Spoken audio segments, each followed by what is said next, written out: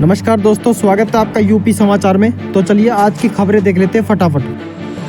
Varanasi Prayagraj rail track दोहरीकरण, अब 130 kilometre की रफ्तार से चलेंगी ट्रेनें। वाराणसी प्रयागराज के बीच रेल ट्रैक दोहरीकरण से ट्रेनें अब 130 किलोमीटर प्रति घंटा की रफ्तार से दौड़ेगी, जिससे यात्रा 1 घंटे कम होगी। महाकुंभ के लिए 154 अतिरिक्त ट्रेनें चलाई जाएंगी। जूसी प्रयागराज उग्रसेन जंगई फाफामऊ रेलखंड का दोहरीकरण पूरा कर परिचालन को मंजूरी मिली। महाकुंभ में रवि किशन की डुबकी, गंगा पंडाल में भक्ति की लहर। महाकुंभ 2025 में सांसद रवि किशन ने संगम में डुबकी लगाई और इसे पुण्य अवसर बताया।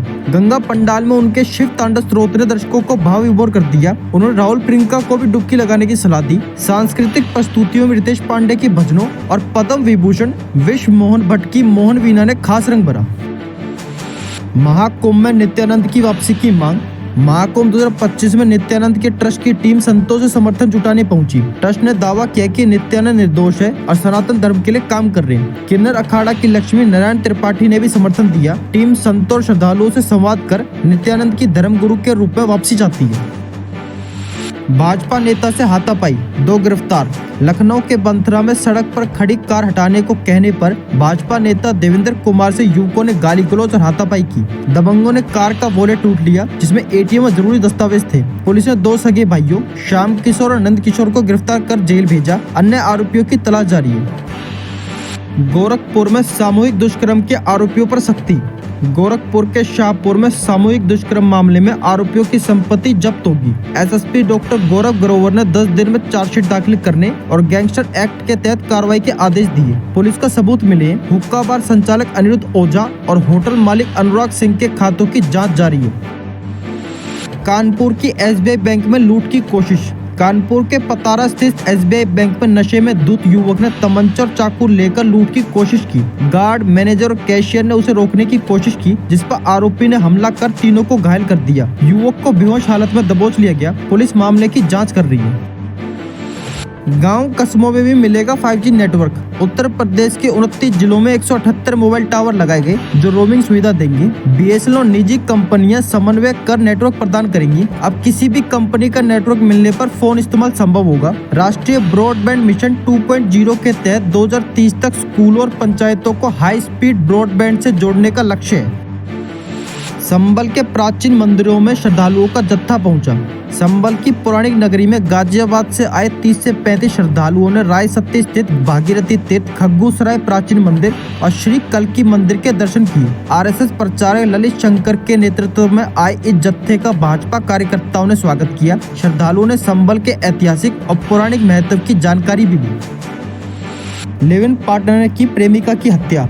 लखनऊ के पीजे इलाके में गीता शर्मा का शव सड़क किनारे मिला। 13 साल से लिव इन में रह रही गीता की हत्या का आरोप पार्टनर गिरजा शंकर पर है, जो 13 लाख रुपए ऐंठ चुका था। गीता के भाई ने बताया कि 1 करोड़ के इंश्योरेंस पॉलिसी में गिरजा नॉमिनी था। पुलिस जांच में जुटी है। तारक मेहता का उल्टा चश्मा के रोशन सोढी का छलका दर्द। तारक मेहता का उल्टा चश्मा में रोशन सोढी का रोल निभाने वाले गुरुचरण सिंह ने अस्पताल से लौटकर आर्थिक तंगी का जिक्र किया। उन्होंने इंस्टाग्राम पर वीडियो शेयर कर सेहत में सुधार और कर्ज के बोझ की बात कही। उन्होंने कहा कि वे फिर से मेहनत कर आत्मनिर्भर बनना चाहते हैं और फैंस का धन्यवाद किया। महाकुंभ 2025 में विदेशी मेहमानों की बढ़ती संख्या। स्लोवाकिया के व्लादिमीर बोहाक ने महाकुंभ मेला में अपनी उपस्थिति दर्ज कराई। उन्होंने कहा कि हिंदुत्व शांति का संदेश देता है और यहाँ की सुरक्षा उन्हें बहुत भारी है। महाकुंभ में अब तक 5000 से अधिक विदेशी श्रद्धालु आ चुके हैं। व्लादिमीर ने इसे बहुत रोचक अनुभव बताया और भारतीय अर्थव्यवस्था की सराहना की।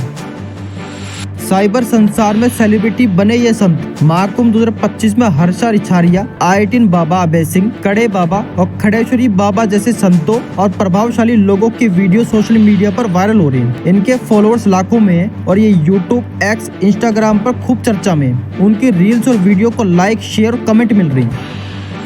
महाकुंभ पर बोले कुमार विश्वास। कुंभ जागृत आत्माओं का संगम है। प्रख्यात कवि कुमार विश्वास ने महाकुंभ को दुनिया भर की सबसे जागृत आत्माओं का मिलन बताया। उन्होंने कहा कि कुंभ में जाने से व्यक्ति के व्यवहार में सकारात्मक बदलाव आता है। राम कथा के माध्यम से वे लोगों के जीवन में बदलाव लाने का प्रयास कर रहे हैं। महाकुंभ में 12 ज्योतिर्लिंगों की अनोखी दुनिया। शिव में हुआ माहौल। महाकुंभ में स्वामी अभय चैतन्य फलाहारी मौनी बाबा के शिविर में भगवान शिव के 11 करोड़ पंचाक्षर मंत्रों का जाप हो रहा है। 5.51 करोड़ रुद्राक्ष से 12 शिवलिंग और 11,000 त्रिशूल से शिव में वातावरण बनाए। शिव साधना 26 फरवरी तक चलेगी, जिसमें 1.25 करोड़ दीपक जलाए जाएंगे और आहुतियां दी जाएंगी। महाकुंभ में किन्नर अखाड़ा ने पूजनंद गिरी को बनाया महामंडलेश्वर।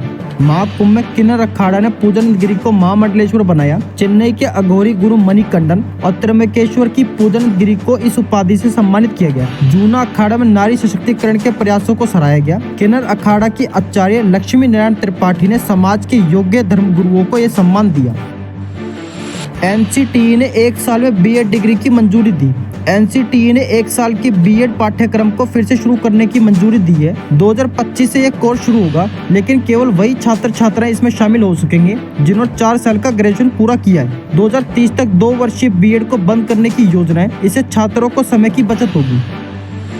कांग्रेस सांसद राकेश राठौर पर महिला ने यौन शोषण का आरोप लगाया। सीतापुर की एक महिला ने कांग्रेस सांसद राकेश राठौर पर यौन शोषण का आरोप लगाया। पीड़िता ने कहा कि सांसद ने शादी का झांसा देकर 4 साल तक शोषण किया और धमकियां दी। पुलिस ने केस दर्ज कर लिया है और पीड़िता को सुरक्षा प्रदान की गई है। इलेक्ट्रॉनिक साक्ष्य और मेडिकल जांच की कार्रवाई जारी है। यूपी के युवाओं के लिए विदेश में नौकरी का सुनहरा मौका।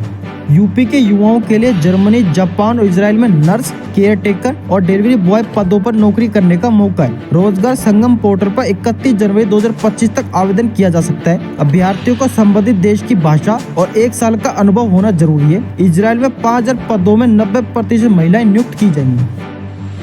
न्यू जेल रोड योजना की लॉन्चिंग अगले महीने। यूपी आवास विकास परिषद की न्यू जेल रोड योजना का लॉन्च फरवरी 2025 में होगा।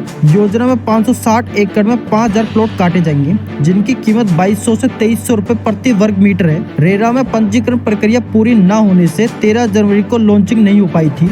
ग्रीन बेल्ट पर विशेष ध्यान दिया जाएगा। यूपी सरकार लाएगी निवेश मित्र सिंगल विंडो सिस्टम एक्ट। योगी सरकार निवेश में सुधार के लिए यूपी निवेश मित्र सिंगल विंडो सिस्टम एक्ट लाएगी, जिससे तकनीकी अड़चनों और लाल फीताशाही को दूर किया जाएगा। इस एक्ट से अनुमतियों की समयबद्धता तय होगी और दंडात्मक प्रावधानों को खत्म किया जाएगा। सरकार का उद्देश्य यूपी को $1 लाख ट्रिलियन की इकोनॉमी बनाना है। फटाफट बुलेटिन में आज बस इतना ही। मिलते हैं अगली वीडियो में। अगर आपको वीडियो पसंद आई तो इसे लाइक करें, शेयर करें और चैनल को सब्सक्राइब करना ना भूलें।